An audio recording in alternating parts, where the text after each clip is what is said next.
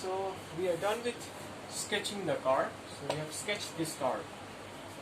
Y equals 2x square minus 9x minus 5 can be completely, we can simplify or we can complete the square and write it like this, and from this we know the graph will look like this. The turning point is important. The turning point here is minus 21 by 8. We drew this graph, but there is one thing we want to check. That is, we want to check the y-intercept. Alright? The y-intercept, you know, for the y-intercept x is equal to 0, so y-intercept x is equal to 0, so you have y is equal to 2 into 0 square minus 9 into 0 minus 5. So this is minus 5, right? So the y-intercept is at minus 5, so this doesn't look good. Okay, it should be here. How can we make it? We can do one thing. The graph should go like this.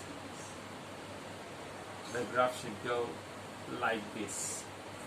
Okay, so the y-intercept is minus 5, and the turning point is 9 by 4, comma minus 121 by 8. Now, this is your 2x square minus 9x minus 5.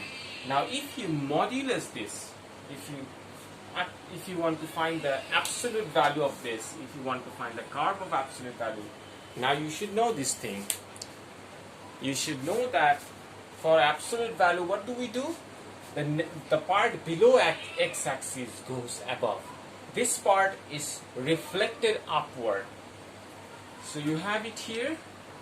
All the other things remain same. This part goes above the x-axis. Now, here is the interesting thing. This part is no more available for us. The turning point was 9 by 4 minus 121 by 8. Now, the turning point is plus 121 by 8. Right? This is your modulus curve of 2x square minus 9x minus 5.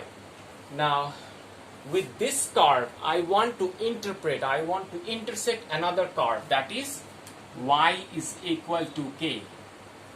That is y is equal to k. Right? I hope you can follow me with this. Yes. I want to solve this equation. I want to see the solution of this equation by graphical approach. Using graphical approach, that means I will draw two curves. One is 2x square minus 9x minus 5 modulus. Another one is just y equals k. Now k is a constant. Is 1, 2, 3, 4. Now how does a graph like y equals 1, y equals 2 or y equals 3, how does it looks like? How is the graph of y equals 1, 2, 3, 4?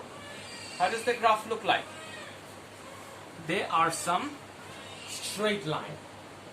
There are some straight horizontal lines.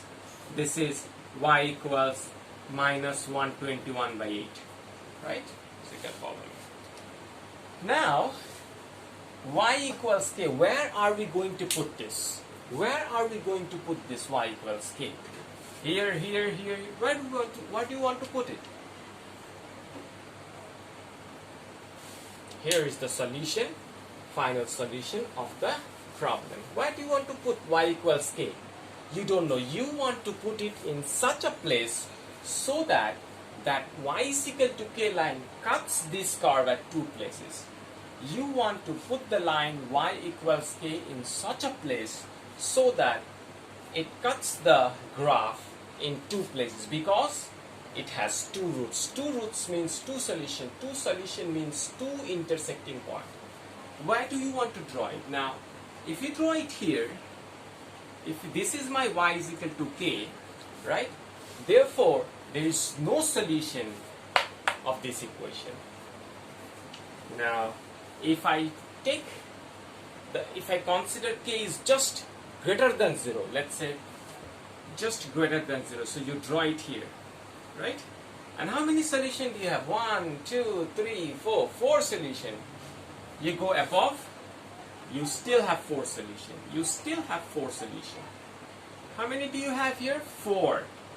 How many do you have here? 3. 1, 2, 3. And where is that?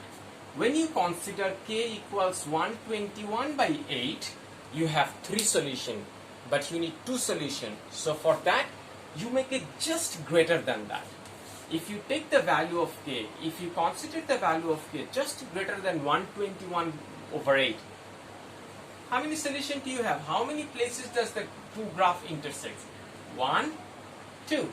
So here is the solution. Therefore, the final answer will be if k is greater than 121 by 8, then the graph will exactly have 2 solutions. Alright, I hope this was helpful. Thank you very much. Thank you for your time.